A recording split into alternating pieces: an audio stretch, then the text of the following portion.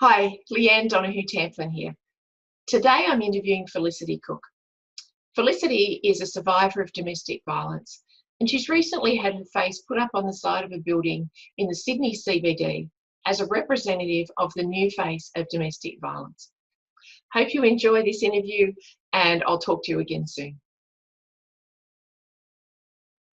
My experience of domestic violence basically shaped my adult life. I was 19 when I met this man, and I spent nearly 3 years within the relationship, plus the number of years afterwards that it took to sort of shake him.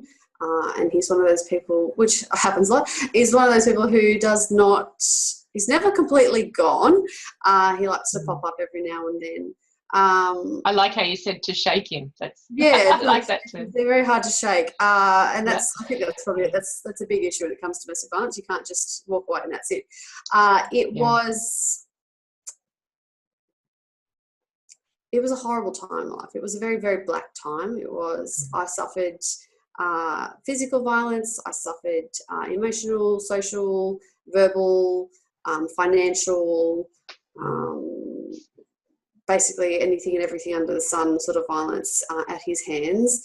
I witnessed animal cruelty at his hands. As I said, it shaped my adult life. I mean, I don't know who I would be having if I hadn't gone through what I went through. Success for me has a lot to do with my own awareness of my own worth. So it's something that, and for a long time, I said I didn't deal with what had happened. I never really faced it, never really talked about it.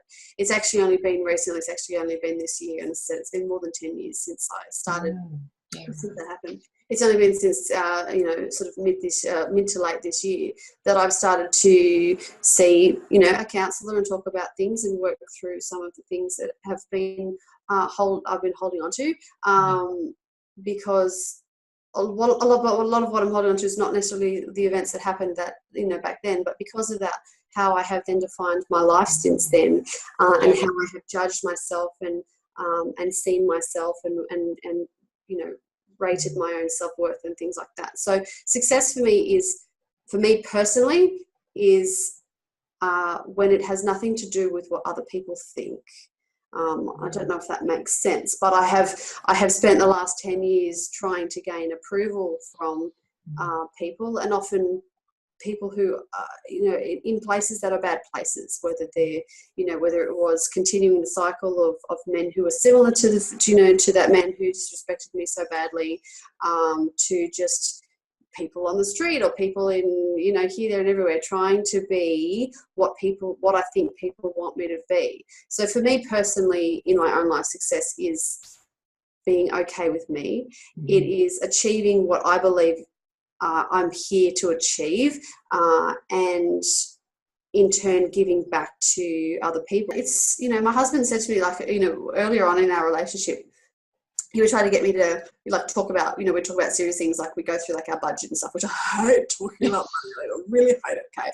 Drives me absolutely crazy. I hate doing it. But he would say to me, we'd sit down and we'd talk about budget, which is an important thing to do, but I didn't like it. And so he'd be serious, we'd be talking about money, and then I'd throw in, I'd make a face at him, or I'd throw in some sort of silly joke, or I'd start to da-da-da. And he'd say to me, why can't you be serious for 5 seconds? But I would say to him, in all seriousness, pun intended, I've been serious. I've done serious. I don't want to be doing – I can do the adult things, that's not an issue, but I'm going to inject something into it because I've been serious. I was serious for too long. My life was dark for a long time, and I now have the opportunity to choose to not live like that. And so I choose not to. I choose not to be serious.